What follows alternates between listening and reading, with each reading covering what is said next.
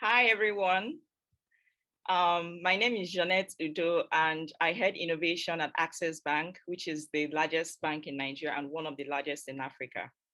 And I also founded Africa Rising Women in Innovation. It's a community of innovators championing the cause of African and New African women in innovation. And we want to the narrative that most African women or New African women don't really do a lot in their fields. So our job is to amplify whatever they are doing and make them feel celebrated. I would go to the next slide. Right. So, welcome to my session, The Girls Club: How Female Disruptors Are Changing the Narrative. Right. I mean, women are taking over right now, especially in the workplaces. Before, we could tell that women weren't really doing a lot. And maybe when it comes to the tech space as well, they weren't taking a lot of management roles. And what happens is when you don't have women at the top, you really don't have people making decisions for the company or that would favor women, right? But with the whole change in narrative where companies are even having diversity and inclusion teams in their companies, the narrative is changing. It might not be a lot for now, but we can see there are subtle changes in different fields. And most times women now, they don't just create like demand seats at the table right now. They are creating their own tables, right? And with that, we are gradually creating avenues for women to enter the top echelons of management. And we are seeing things that are changing in that regard. And times are really changing, and the voices of the Venuses are rising, and they're really bucking the trend. Right. And this quote by Sheryl Sandberg, and she's the CEO of Facebook, and she says, "We need women at all levels, including the top, to change the dynamic, reshape the conversation, to make sure women's voices are heard and heeded, not overlooked and ignored." This summarizes what this session is about. We need women at all levels. Some companies have representation that says, oh, maybe 50% of board members have to be women. And some might not have up to 50%, maybe like 20 or 10, but it tells you that people are listening, management is listening. And where there are like myths regarding tech, where, for example, from Africa, where I come from, there have been systemic myth or cultural myth around tech, where you are told as a woman, you just have to get married, have kids, maybe be a stay-at-home mom, which is, it's not wrong to be a stay-at-home mom, right? But the narrative being sold is that there's no need for you to dream, right? But women are now dreaming and taking actions towards that. And that is changing. And that was why I also founded my nonprofit, because I figured out that as a woman at the top making decisions when it comes to innovation management, I can also mentor young girls that might be wondering what this is about, or might be wondering, oh, I've been sold the narrative that women are not very good in math, men are the most intelligent in math or sciences. But with mentorship, I'm able to tell them, look, you can do whatever you want to do. You can break any glass ceiling you want to do. There are women doing this. And when they see women at the top acing it in their various fields, it inspires them to also do theirs as well. I'll go on straight to the Girls Club, right? So while we are talking about representation, women, right? We are not just talking about numbers, because, okay, the gender gap report of 2020 had 99.5 years to close the gender gap. However, this year, surprisingly increased. This year is about 135 years. And when I saw that report, I was amazed at it, because I was thinking, with what organizations are doing, with what communities are doing to help women achieve more, embrace their dreams and their opportunities, there is still a lot to be done. We haven't completely fixed it yet. It's still a distorted picture, but with the numbers that are surging, I believe when it comes to like universities, for example, I was talking to my brother, he's a software developer, and he remembers, he was like, when he was in school, that they only had 2 girls in his class in information technology, but that has changed now, right? And with with communities that are also encouraging women to learn how to code as well. Find companies as well that are bringing out initiatives for women or for girls to go into STEM. That would also help the industry to move from the present stage where we are to have a more inclusive representation of women. I would take this analogy. I mean, the silk saree, mostly worn by Indian women, it's very colorful. Yeah, very, very colorful, different colors. And it tells you that with tech, what is happening, and I had to use that analogy, it's what is happening now is like the tart fabric of the silk saree, because there are so many colors. There are now so many dynamics, women from different backgrounds, Black women, brown women, Caucasian, it doesn't matter. The most important thing is that we are changing the narrative to say women are also breaking glass ceilings. And this gender gap is not just in tech, right? It's across different industries. It's in banking, it's in manufacturing, everywhere, development as well. And but when we have a sizable proportion of women that are driving this narrative, then trust me, things will change. And then as times change, women from a cross-section of grades, tenure, skills, diversity helps as well. They're not just waiting for things to be handed to them. They are now changing the narrative. They're leading it. If you don't like something, you change it, right? So women aren't sitting down complaining nowadays. They are really changing the narrative. They're driving the action.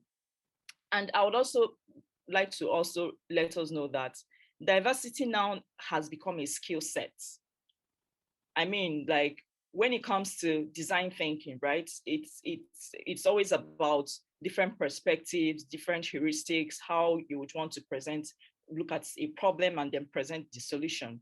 From someone from a tech background might be more technical than someone from an art background. Someone from an art background can see a problem in a different manner and provide a solution in his or her art background, right? So with diversity becoming a skill set, there has to be that right balance in an organization, and has to be also like when you have diversity and when there is inclusion, not just being taken as a cool word in the company, or you have it as a frame on the CEO's office, in the CEO's office, but rather there are certain metrics that have been said that we have a certain percentage of women in our organization. And another thing that happens when you have women in your organization or in the team is that women have emotional quotient, emotional intelligence. They're able to handle problems. They see things in a different perspective as a woman, and it changes the team dynamics as well. And when you have such kind of women in your team, it changes the bandwagon, right? And hiring more women disrupts the workplace culture. Now, talk about the female factor. I already mentioned that women change the dynamics. When it comes to meeting critical deadlines, I have a friend, she's a product manager, and one of the ways she manages her products or the developers she works with is she's able to bring that woman factor, that female factor into the team. She knows how to ask them to do things, or not necessarily plead with them, but carry them along. And that helps as well. People feel more at peace when you appreciate them as a team member than when you just see it as this is what you have to do, right? But when you make them feel a part of the team, which women have as well, it helps in the workplace. And when you know that strongly amalgamated teams, organizations are looking for women that are disruptors who can give a holistic perspective on matters. When women give holistic perspectives on matters, it changes the narrative. The gender parity, I already talked about this. Right now, as of 2020, the UN Gender Gap Report put it at 135 years. That is a whole lot. It's a whole lot to achieve. But we are gradually, quietly rewriting this narrative that is so male dominant, and it's also giving us a strong sense of professional identity. And the overall benefit is that where you have balanced workplaces, there's higher productivity, right? there's innovative thinking, and there is better decision making because it's more inclusive. A woman might, a male colleague might make a decision that might not factor a woman being probably ill at some certain points in the month, right? But can provide a solution to say, oh, we can actually have these meetings at certain times of the month or whatever. But that tells you that once women are there in the narrative, it changes everything.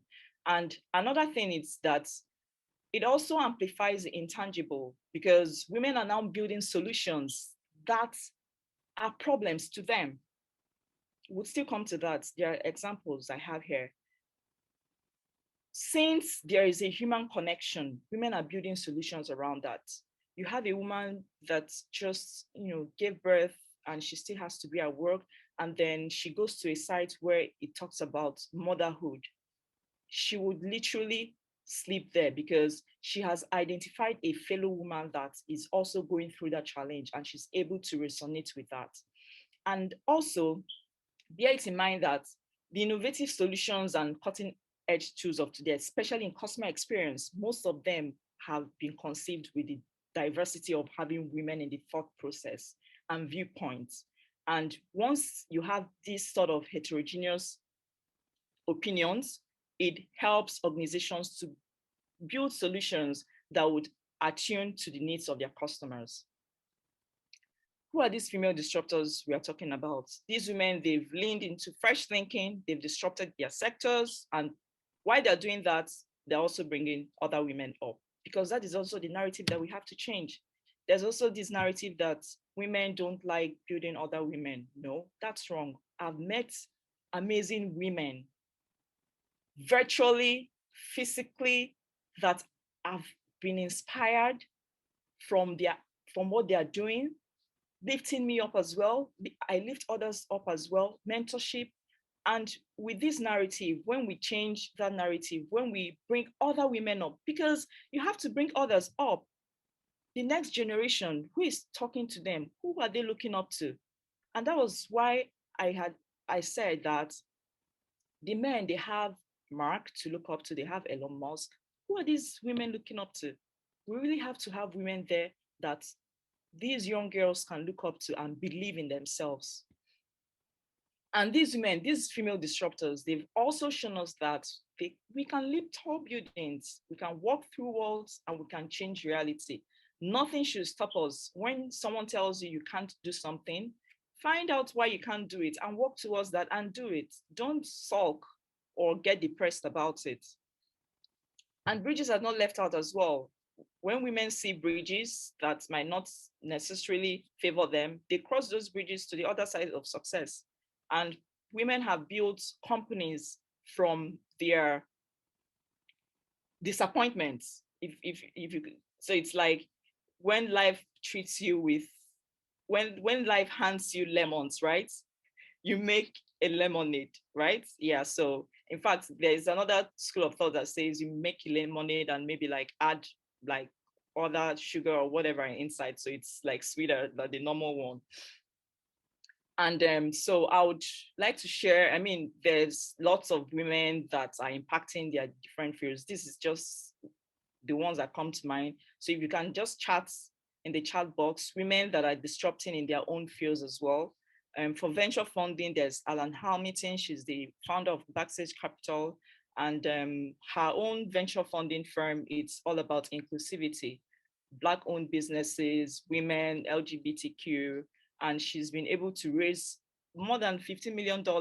And the recent breakthrough she had was raising about $9 million in just, I think, 9 hours, thereabouts. Yeah. And that was, she also has another disruption that anyone can invest as little as maybe like $100 in a company, which hasn't been done before. And then there's Maya Famodu of Ingressive Capital as well. She found an opportunity to invest in African businesses and also brought other venture capitalists to come to Africa to invest in African businesses. And then there's Pocketson and Elizabeth Galbert of Sogal and Lelemba Firi of Africa Trust Group. Then when in media as well, Oprah Winfrey, we all know her. She wasn't the first woman to start talk show, but what Oprah did was she disrupted the talk show industry, the journalism industry, where the stories weren't just about interviewing celebrities. Stories are now about having emotional connections with whoever you are interviewing, right? And then there's Ariana Huffington as well, the founder of HuffPost, and that's the first digital media to win the Pulitzer Prize. And Whitney Wolf as well, founder of Bumble. I'm sure we are aware of her story. She's also a co-founder. She was a co-founder of Tinder, and then from the disappointment she had in Tinder, she had to start Bumble, and Bumble is now publicly listed. Her IPO was a huge success, and I think at age 31, she became the youngest woman in America to have a public company. And then there's Lisa Bayer of Female Disruptors as well. Then when it comes to fintech, which is disrupting the entire world, there's Odunaya Eweniyi. She founded Piggy First and is the first online app for savings and investment in West Africa. And then there's Christina Jonkura. She founded New Bank Brazil. It's a challenger bank, digital bank, and it's the first company in the world with a female co-founder to reach $10 billion milestone. And then there's Anne Borden as well. She's the founder of Sterling Bank UK, which is also a challenger bank as well, a digital bank. And Sterling Bank is valued at over £1 billion, and it's UK's fastest growing bank. In fact, they say that for Sterling Bank, you get new customers every 9 seconds, I think. And Elvis as well. Elvis is an investment app built by women for women, and it was built by Sally Krawcheck. And then for business, there's Faresheta Foral. She founded Code to Inspire and is the first all-girls coding school in Afghanistan. And we know that for her to do this, it's a major thing, especially in the location where she is, inspiring young girls to code in Afghanistan. And there's Julia Hart. She's a founder of Eventbrite. She disrupted the events management industry. And then there's Rana El Kalabi. She's the founder of Affectiva. She prides herself as the pioneer of emotional AI. And what her mantra is, we need to humanize tech before it dehumanizes us. That is what she lives by. And then there's Jessica Livingston, Y Combinator. This is the largest, incubator in the world. And then for health, there's Olamide Brown of Flying Doctors in Nigeria here. And what her story, why she founded Flying Doctors was, so it's a helicopter service where they provide medical service to patients. And why she founded it was because she lost a sister on a flight and there was no medical assistance. And then there's Nelly Nkolisi. She's done lots of great strides in South Africa in the company that she has in health. And Paincare Labs as well, I'm a back staff for that. What they promise is that their own disruption is the ability to have products that can reduce pain, right? Especially when it comes to needles. And then there's Nancy Steinbeckers of Ultrasonic as well. And then in fashion, there's Larissa Posner for Style Scan. So they use VR, AR to style models. You don't really have to have a physical model and have a photographer take the pictures and then you put on your website. Once you have them, when you buy their software, there's already a virtual model, and then whatever outfits you want to put on the model, you have it there. And Reward Style as well. She changed, that's Amber Vang's box. She changed the influencer in industry, fashion influencer industry, where she introduced the Like to Know It app, where you can shop styles or clothing of your favorite fashion influencers or celebrities, right? All you just need to do is to launch it on your phone, and then it takes you to wherever you need to shop that same fashion. And then there is Uddoh Jahistanzu. Sorry if I didn't pronounce that well. So for Uddoh, they incorporate AI in textiles. So they wanted to bridge that gap between the manufacturers, textile manufacturers, and the consumers. So when a textile consumer, you would have to call a manufacturer, they would send the textile down, and then you buy it, and then there's a disagreement, oh, this is not the right fabric, or this is not the style I wanted. But with Uddoh, with AI, they're able to get the characteristics of each fabric. There is an option for the consumer to test it virtually before ordering. And then in Nigeria here as well, Ebele Grant, she's the founder of AfricanDesignersMall.com. So it's an e-commerce platform that harbors all African designers in one platform, and then you can just shop there. And for education as well, Frank.org, Charlie Jarvis. So she prides herself as having improved tuition, scholarship, financial aid access to university students, right?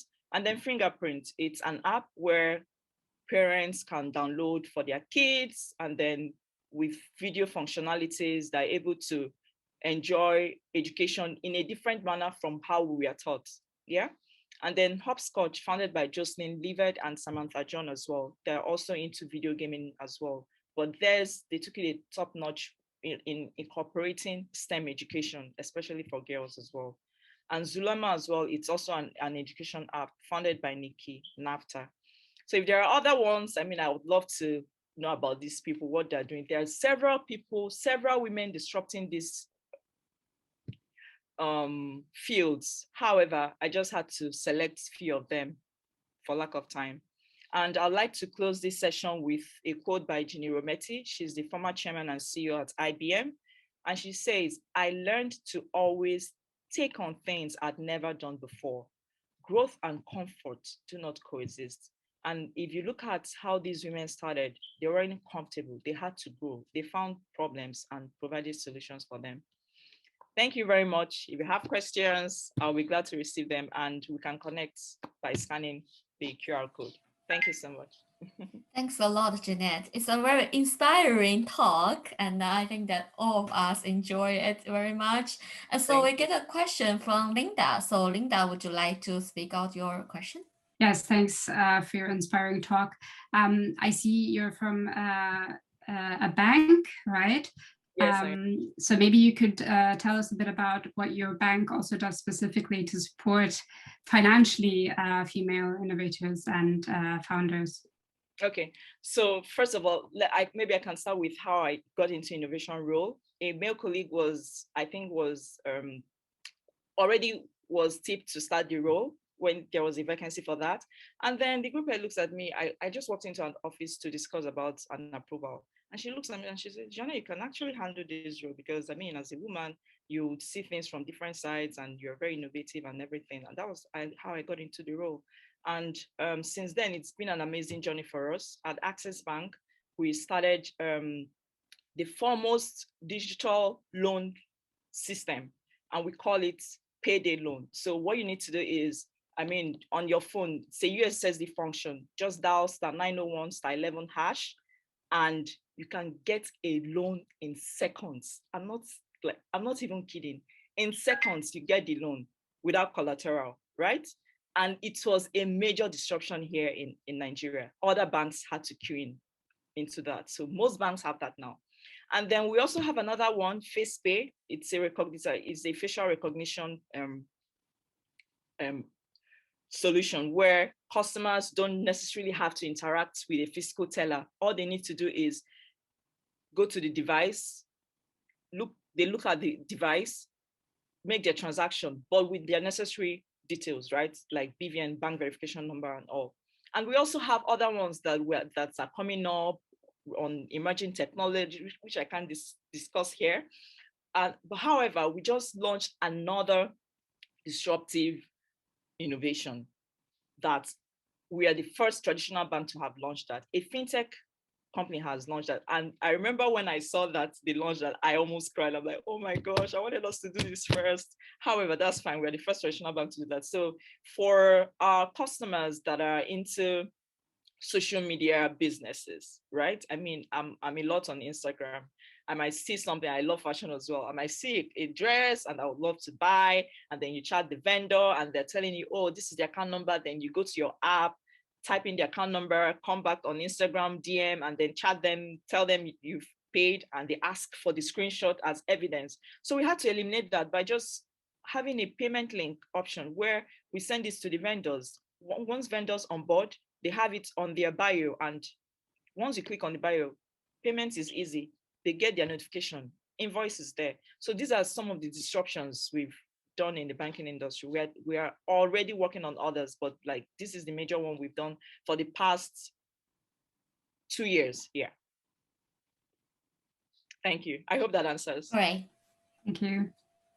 Thank you for the question. Thank you for the great answer, Jeanette. And so, so I also have a question here. So, because we know that sometimes, it's difficult for us to even sense that they are buyers. So, some bias towards being a female. So people might not talk it with you, but it's just happened there. So how did you handle these challenges, and have you have this kind of experience, and what advice you might give for females? I've had a lot of biases. First of all, being female, it's a huge bias.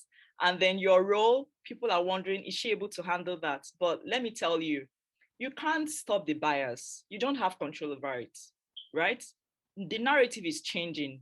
Now people see women and they're conscious of not underestimating them. But I still get that, but that's not a problem. That's okay. In fact, I love being underestimated so that when I act, and you see the results, you're like, okay, I've got to respect her, right? So for me, what I've done is in my role, I've learned how to self-develop myself, right? So as a woman in a tech field, you must come very smart and you must come across as very smart and intelligent, right? So you don't have to fight the buyers, prove it. If you need to take up courses that are relevant to your field, take them. And then when you walk into a room and you talk, people would respect you. I had a colleague like that. She was having imposter syndrome.